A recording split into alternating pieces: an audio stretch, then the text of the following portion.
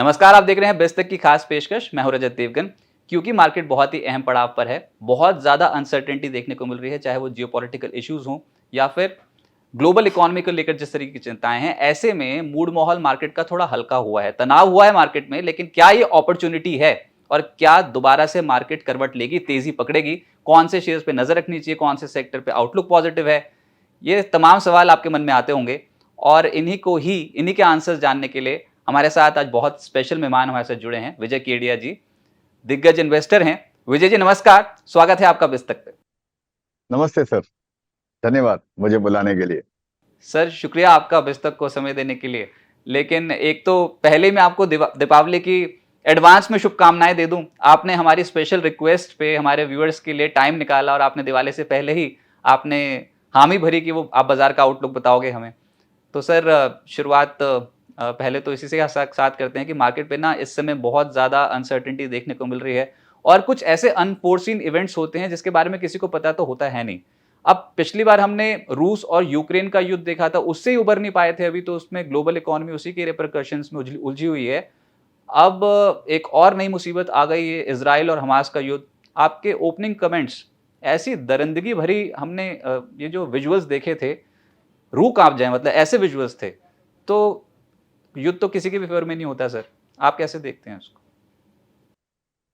देखिए, ये जो आपकी बात है वो बात तो बराबर है कि जिस तरह से जो माहौल अभी चल रहा है दुनिया के अंदर में, पहले रूस और यूक्रेन और अभी इसराइल का और इसका जो चालू हुआ है, तो अब ये क्या करेंगे ये भी समझिए। मैं तो ऐसे इसको इस तरह से ऐसे समझता हूँ कि अभी ये क्रम हो गया। ये हर 4-5 साल के अंदर में ये जो हमास का या जो भी जो हो रहा है, ये हर 4-5 साल में एक बार ये लोग आपस में यूं ही लड़ते रहते हैं ये।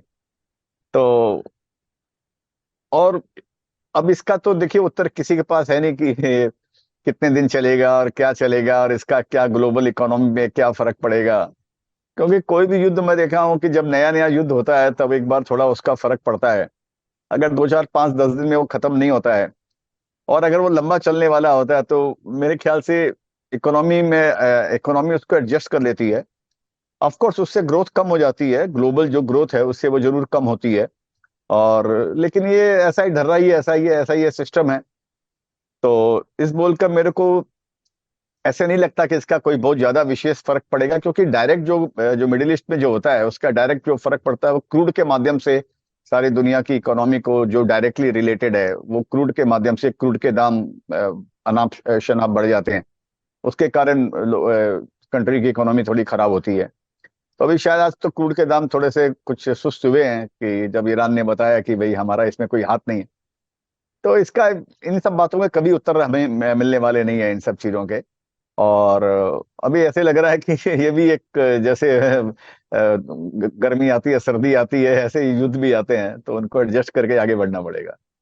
इनफैक्ट पिछली बार जब रूस और यूक्रेन का युद्ध हुआ था तो उससे तो हायर लेवल्स पे है ना मार्केट, और इस बार तो बिल्कुल ही सरप्राइज थी, बड़ा हड़कंप मच गया था ये वीकेंड के दौरान। और उसके बाद एकदम से कल के सत्र में करेक्शन भी आई थी, लेकिन एक ही दिन में उससे ज्यादा तेजी वाले रफ्तार से हम बढ़ते हुए नजर आए हैं। तो क्या ये इशारा है कि बाजार में जो हाल की करेक्शन है वो पूरी हो गई है यहाँ पर? आपको लगता है ऐसा? इसमें भी हर आदमी की इंडिविजुअल राय होगी, इसके अंदर में पक्का बोलना बहुत मुश्किल है किसी के लिए भी।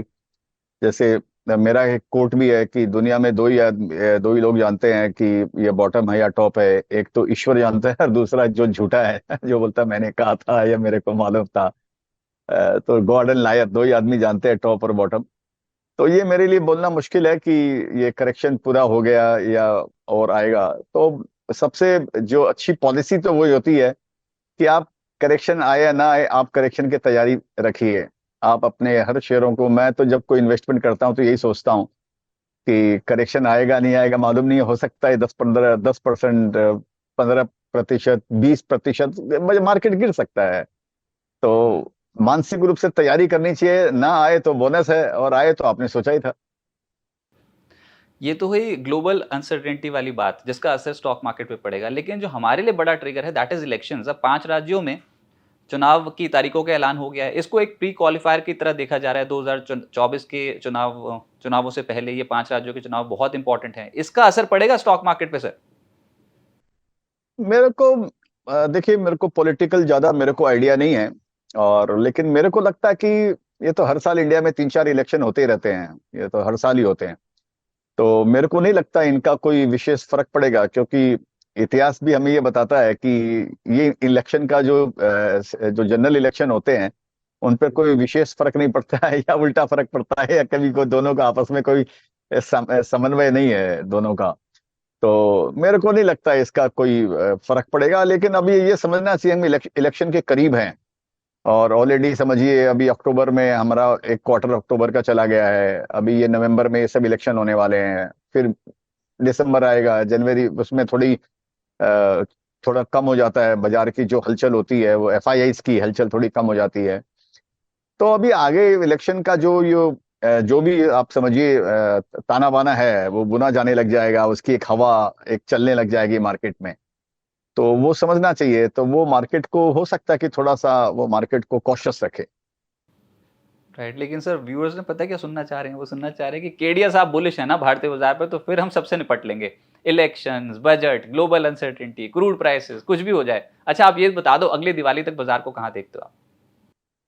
नहीं, ये बोलना देखिए मुश्किल है कि अगली दिवाली तक बाजार कहाँ रहेगा।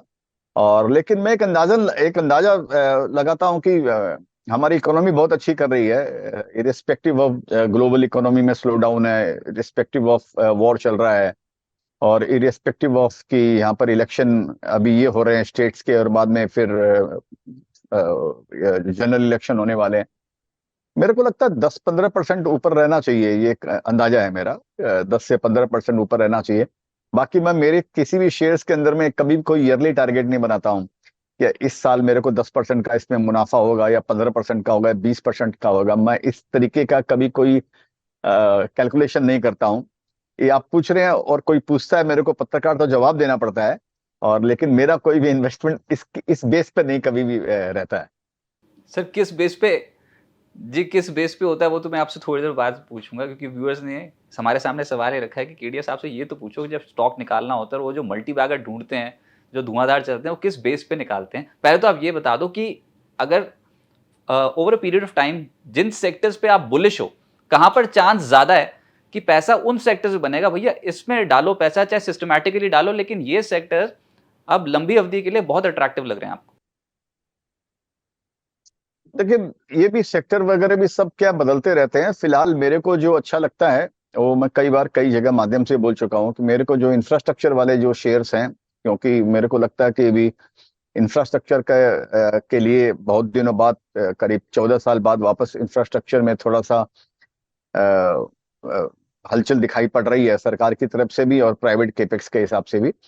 तो मेरे को लगता है कि ये इंफ्रास्ट्रक्चर से रिलेटेड जो भी शेयर्स हैं, वो अगले 4-5-6 साल 7 साल, शायद ऐसे लगता है 5 साल ही समझिए, अच्छे करने चाहिए। तो अ, ऐसा मेरे को लगता है। और इसके अलावा तो जब देखिए तेजी मार्केट जब रहता है, जब इकोनॉमी सुधरती है, तो बहुत ही ज्यादा से ज्यादा शेयर उसमें पार्टिसिपेट करते हैं। फर्क इतना रहता है, कोई ज्यादा बढ़ता है, कोई मध्यम गति से बढ़ता है, कोई तेज गति से बढ़ता है। और ये पता लगाना मुश्किल हो जाता है कि वो कौन सा तेज गति से बढ़ने वाला है, कौन सा मध्यम गति से बढ़ने वाला है। तो सेक्टर तो सारे ही बढ़ने चाहिए, थोड़े कम और थोड़े ज्यादा। इंफ्रास्ट्रक्चर पर मेरे को अच्छा माहौल माहौल लगता है। सर बैंकिंग पे क्या आप बुलिश हो? क्या आपको लगता है कि बैंकों में जो चाल बनी है, स्पेशली सरकारी बैंक्स में, वो कंटिन्यू हो सकती है अभी और? लगता है मेरे को बैंकें मेरे को सस्ता लगती है कि उनकी वैल्यूएशन सस्ती है बैंकों की। और माने ये जो पीएसयूज की बैंक्स हैं समझ लीजिए, वो मेरे को लगता है वैल्यूएशन भी उनकी सस्ती है। और उनके अंदर में ग्रोथ भी 15 से 20% की, कई बैंक्स हैं जो 15 से 20% की क्रेडिट ग्रोथ आ रही है। और उनमें सबसे बड़ा फायदा पीएसयूज को ये होता है कि उनको जो डिपॉजिट, उनको जो इसको कासा बोलते हैं, और उसका करंट अकाउंट, सेविंग्स अकाउंट, उसमें जितना जो पैसा मिलता है वो जनरली प्राइवेट बैंक्स को नहीं मिलता है, क्योंकि इनकी पहुंच पूरे गांव में, हिंदुस्तान के कोने कोने में है।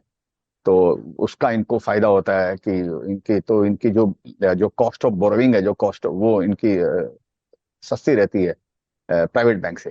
तो ऑफ कोर्स मेरे को इनकम फ्यूचर भी ठीक लगता है। अच्छा, पर ना जब कोई फैंसी चीज चल पड़ती है मार्केट में, तो फिर उसके पीछे लोग एक होड़ सी लग जाती है कि उसको खरीदो, जैसे कि डिफेंस कंपनियां हो गई, रेलवेज हो गए, अभी तो रियल एस्टेट स्टॉक्स भी एकदम से अट्रैक्टिव हो गए हैं। तो क्या आप सलाह दोगे इन्वेस्टर्स को, ये जो तेज हो गया उसके पीछे जाना चाहिए? स्पेशली मेरा इशारा डिफेंस स्टॉक्स की तरफ है, रेलवे स्टॉक्स की तरफ है। देखिए, मेरे को ऐसे समझ में आता है कि जैसे ये रेलवे के और डिफेंस के स्टॉक है, इनका एक रनअप आ गया है और अच्छा रनअप आया है। पिछले 2-3 साल में 3 गुना, 4 गुना, 5 गुना भी हो चुके हैं। मेरे को ऐसा नहीं लगता है कि इनके अंदर में कोई बहुत बड़ा, इनमें बहुत बड़ी मंदी आ जाएगी। इनका फ्यूचर ब्राइट है, डिफेंस के जो भी शेयर्स हैं। लेकिन क्या है कि पहले तो ये सस्ते शेयर्स थे, इसलिए अच्छे थे। अब ये अच्छे हैं लेकिन सस्ते नहीं हैं, ऐसा मैं समझ में आता है कि ये शेयर्स, इनका फ्यूचर ब्राइट है। लेकिन कोई जरूरी नहीं है कि हर अच्छी कंपनी में आपको मुनाफा भी अच्छा आता हो। ये मेरी पर्सनल धारणा है। तो मेरे को लगता है कि इनका फ्यूचर ब्राइट है, लेकिन शायद अभी इन भावों के अंदर में हो सकता है कि आप शायद उतना पैसा नहीं भी बनाएं। और ऐसा मेरा पर्सनल, ऐसे मेरी धारणा है सर। Right sir. और व्यूअर्स आपको इतना इंटरेस्ट से इसलिए सुनते हैं क्योंकि देखिए कुछ ऐसे एक्सपर्ट्स हैं जो सही भाव पे शेयर्स पकड़ने की कला है जिनके पास, तो सब आजकल एक्सपीरियंस से ही आता है सर। और व्यूअर्स आपके एक्सपीरियंस से शेयर करना, जो आप शेयर करना चाहो वो आप कर सकते हो व्यूअर्स के साथ। ये जो मल्टी बैगर स्टॉक्स होते हैं, वर्ड तो बड़ा अट्रैक्टिव है मल्टी बैगर, लेकिन बिल्कुल हालत टाइट हो जाती है ऐसे स्टॉक्स निकालने में। तो प्लीज़ आप हमारे व्यूअर्स को बताएं कि अगर कोई मल्टी बैगर स्टॉक हो या फिर कुछ कहीं से मीनिंगफुल रिटर्न्स मिलने हो तो क्या सिलेक्शन क्राइटेरिया होना चाहिए, किस आधार पर उस स्टॉक का चयन होना चाहिए, कैसे आइडेंटिफाई करते हैं ऐसे मल्टी बैगर स्टॉक्स? इसके कई तरीके होते हैं और हर हर आदमी एक अलग अलग तरीका अपनाता है मल्टी बैगर को शेयर्स को पकड़ने के लिए। और मैं जो तरीका एक अपनाता हूं, मैं ग्रोथ देखता हूं कंपनी के कि ये कंपनी आगे 4-5 साल के अंदर में तेजी से ग्रो करेगी या नहीं करेगी। तो मैं ज्यादातर ऐसे शेयरों को लेना पसंद करता हूं। और मैं यूजुअली क्या देखता हूं, मैं ऐसे कंपनी को पकड़ता हूं जिनका पुराना कोई ट्रैक रिकॉर्ड रहा रहता है, जिनका रहता है कोई ट्रैक रिकॉर्ड। मैं जनरली नई कंपनियों में इन्वेस्ट नहीं करता हूं। और मैं ये एक चीज देखता हूं कि जैसे कोई जैसे एग्जांपल मैंने कई बार पहले भी मैंने दिया है कि समझिए जो एक पुराना एथलीट जिसने कोई अपना बहुत बड़ा कीर्तिमान स्थापित किया है, इसी इसी एथलीट को आप कंपनी की भाषा में समझिए कि कोई एक ऐसी ऐसी कंपनी जो पिछले अपने इकोनॉमिक साइकिल में बहुत कोई तोड़ फोड़ वाला उसने काम किया, बहुत एक बड़ा कीर्तिमान स्थापित किया, और उसके बाद में वो एथलीट समझिए बीमार पड़ जाता है। और और बीमार पड़ जाता है, वो सुस्त होता है। और वो या वो कंपनी में समझिए फिर उसकी डाउनफॉल चालू हो जाता है उस कंपनी के अंदर में, और उसका साइकिल, इकोनॉमिक साइकिल उसका खराब हो जाता है। तो मैं ऐसे एथलीट को या ऐसे बीमार कंपनियों पर नजर टिका देता हूँ कि इस एथलीट ने अगर एक बार बड़ा कीर्तिमान स्थापित किया है और अभी भी अगर इसमें जोश खत्म अगर नहीं हुआ है और कंपनी टिकी हुई है अभी और अपने अपनी देख रेख कर रहा है, तो ये जो समझिए 10 साल उसने बहुत खराबी के निकाले, तो जब वो टर्न अराउंड होता है या जब वो समझिए बीमार एथलीट जब थोड़ा सा चलने फिरने की हालत में जब वापस आता है, तो मैं वैसे शेयर्स को खरीदता हूं। और मेरे को लगता है कि शायद ये दोबारा वापस उससे बढ़िया कीर्तिमान स्थापित करेगा जो इसने अपने रिकॉर्ड को तोड़ेगा जो उसने पहले किया था। तो ये फॉर्मूला मैं कंपनियों के अंदर में लगाता हूं कि हुनर वाली कंपनी जब बीमार पड़ती है तो उस पर नजर टिकाता हूं, और उसके लिए कभी कभी 2 साल, 5 साल, 7 साल मैं वेट भी करता हूं कि कब ये वापस दौड़ने के लिए खड़ा होगा। और उस स्थिति में दौड़ने के पहले मैं चेष्टा करता हूं कि मैं उसमें इन्वेस्ट करूं। मुझे पता है कंप्लायंसेस तो बहुत हैं आजकल से भी, बहुत ज़्यादा कंप्लायंसेस का पालन करने के लिए बोलती है, लेकिन अब तो सब कुछ सार्वजनिक है और आपका पोर्टफोलियो भी सार्वजनिक है। तो ऐसे जो आप ये जो स्टॉक्स बता रहे हो, कुछ ऐसे स्टॉक्स आप शेयर कर सकते हो जो आप समझते हो कि पोर्टफोलियो में अगर ऐसे स्टॉक्स का चयन कर दिया, not not exactly that company, अगर किसी को लेना हो तो वो तो अपनी उसकी कॉल है, लेकिन कुछ ऐसी कंपनियां जो लंबी रेस के घोड़े हो, क्या आप उनमें कुछ बता सकते हो कि वो कौन सी कंपनियां, कौन से शेयर्स? ये देखिए, ये मेरा सब पब्लिक डोमेन पे है। इंफ्रास्ट्रक्चर में अगर आप देखेंगे तो आपको मालूम पड़ जाएगा कि वो जो ऐसी कंपनियां हैं कि तो वो उसके बारे में स्पेशल मैं कंपनी की बात ना करूं तो बेटर रहेगा। एक और आइडिया मैं आपको शेयर करना चाहूंगा, ऐसा मेरे को लगता है, और आप ये समझ लीजिए कि मैं गलत भी हो सकता हूँ, कोई जरूरी नहीं है कि मैं जो सोच रहा हूँ इस हिसाब से काम हो।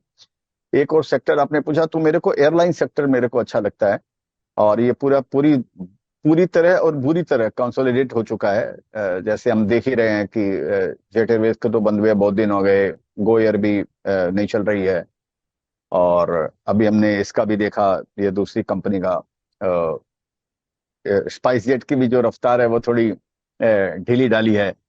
तो ले देकर समझिए ये कंपनी और एयर इंडिया है, और जो भी 2-3 कंपनियां जो अच्छी है बची हुई, मेरे को एयरलाइन सेक्टर मेरे को as a whole airline sector है, मेरे को लगता है कि इसमें आने वाले लंबे अरसों तक इनके अंदर में अच्छा रहना चाहिए, एयरलाइन सेक्टर। अच्छा, तो सर नए निवेशक जो आए बाजार में, पहले तो ये कोविड के बाद वाले फेज में ज़्यादातर आ गए, तब तो ऐसे धुआंधार चाल मार्केट ने पकड़ ली और पैसे बन गए सबके फटाफट। उसके बाद ना अब असल वो देख रहे हैं मार्केट में, भैया ब्याज दरें भी होती हैं, इन्फ्लेशन को भी देखना पड़ता है, बाजार झटके भी मारता है, युद्ध की स्थिति भी पैदा हो जाती है। तो असल सीख तो अब मिल रही है मार्केट में। तो नए इन्वेस्टर्स जो आए उनके लिए आपका क्या मैसेज होगा? नहीं, देखिए, नए इन्वेस्टर आते हैं तो आपको यहाँ पर आने का एक बार टैक्स देना पड़ता है, सूनर और लेटर। आप जब तेजी बाजार में तेजी के अंदर में जब मार्केट चलता है ना, तो सब शाणे हो जाते हैं, सबको लगता है कि मैं पैसा कमाता हूँ। लेकिन डेटा ये बताते हैं कि लोग पैसा नहीं कमाते हैं, वो मार्केट के अंदर में ऐसा मार्केट है कि वो मार्केट आपको ऐसी अपॉर्चुनिटी देता है। जैसे मैं कई बार कहता हूँ कि आप चलती हुई ट्रेन को, जो ट्रेन समझिए रेंग रही है, उसको आप धक्का लगाओ तो आपको लगेगा कि आप ट्रेन को धक्का लगा रहे हैं। जब उल्टी दिशा में आप समझिए ट्रेन चल रही है, उसकी उल्टी दिशा में आप उसको रोकने की चेष्टा करो तो आपको मालूम पड़ेगा कि आपके आप में कितना दम है। तो अभी मार्केट का माहौल तेजी का बाजार है, इसके अंदर में हर आदमी पैसा कमाता है। नए इन्वेस्टर को ये समझना चाहिए कि आप अपॉर्चुनिटी से पैसा कमा रहे हो, इसमें से आप सीखते क्या हो, ये ज्यादा इंपॉर्टेंट है। अगर आपने खाली पैसा कमाया और कोई ज्ञान नहीं कमाया, तो ये पैसा आपका टिकेगा नहीं। जब बाजार के अंदर में मंदी आएगी तो ये पैसा दूनी रफ्तार से आपका चला जाएगा। तो ये उनको समझना चाहिए कि हम सीख क्या रहे हैं इसमें। और शेयर बाजार एक बात यह है कि सब हम जानते हैं, कॉम्प्लेक्स चीज है ये। तो इसकी इसकी इसकी जो गूढ़, इसका जो ज्ञान है, इसको सीखना बहुत जरूरी है। और पैसे कमाने से ज्यादा जरूरी है ज्ञान सीखना। क्योंकि अगर आप ज्ञान नहीं सीखकर पैसा कमाया तो पैसा चला जाएगा, और आपको समझ में भी नहीं आएगा कि मेरा पैसा गया क्यों, आपके पास में उसका उत्तर भी नहीं मिलेगा। और ये इसी सर्कल में आप फंसते रहोगे, बार बार यही आप करते रहोगे। तो मेरे को लगता है कि जो नए इन्वेस्टर है उनको सबसे इम्पोर्टेंट है अपने इन्वेस्टमेंट को संभाल कर रखना। तो उनके लिए तो मेरी सलाह ये होगी कि उनको म्यूचुअल फंड में इन्वेस्ट करना चाहिए, बजाय बाजार के अंदर में डायरेक्ट इन्वेस्टमेंट करने के लिए। और और म्यूचुअल फंड में इन्वेस्टमेंट करके फिर बाजार को ध्यान देकर, ऑब्जर्व करके, पढ़ के, समझ के, सोच के, और उसको फिर अपने जेहन में उतारना चाहिए कि यहाँ पर क्या नीति चलती है, क्या पॉलिसी चलती है, किस तरह से मार्केट मूव होता है। ये भी एक विज्ञान है, उसको अच्छी तरह समझना चाहिए, उसको फिर डायरेक्ट इन्वेस्टमेंट करना चाहिए। पर सर आज की हाईटेक एज में तो जो नए इन्वेस्टर आए, एक तो वो यूथ है। सेबी की रिपोर्ट भी कहती है कि 10 में से 9 इन्वेस्टर्स घाटा करते हैं ऑप्शंस में, स्टॉक ऑप्शंस में। लेकिन फिर भी ऑप्शंस का क्रेज बढ़ गया, वॉल्यूम्स भी तो देखो रिकॉर्ड है। हमारे यहाँ सबसे ज्यादा होते हैं, दुनिया में सबसे ज्यादा वॉल्यूम्स होते हैं हमारे ही होते हैं इंडेक्स ऑप्शंस में और फ्यूचर्स में। तो अभी ये जो क्रेज सा हो गया है कि फटाफट से फास्ट ट्रैक पे मनी बना लें, एक तरीके से शाख की सवारी कर रहे हैं रोज रोज। सर पैसा बनेगा ऐसे? नहीं, मुश्किल है, वही मैंने बताया ना कि ये मुश्किल है। अभी तो बन जाएगा, जब तक मार्केट में अपस्विंग है, जब तक मार्केट में तेजी है, तब तक तो आपको बन जाएगा। लेकिन अभी भी आप देखिए, ये इतना इजी नहीं है। बहुत सारे ऐसे शेयर्स, आपको सैकड़ों ऐसे शेयर्स मिलेंगे, इवन मिड कैप में, स्मॉल कैप में, जो ऊपर से 20-20%, 25% गिर चुके हैं, अपने पीक के भाव से गिर चुके हैं। तो ये लोग बताते नहीं है कि लोगों ने जो कमाया होगा 1 साल में या 1.5 साल में, 8 महीने में, वो मालूम पड़ा 1-2 स्क्रिप्ट में खो दिया होगा। ये कोई बताना नहीं चाहता है। और तो यहाँ पर ये पैसा कमाना इतना इजी नहीं है, ये सबको समझ के चलना चाहिए। और वो पेनल्टी आपको देनी पड़ेगी सूनर और लेटर।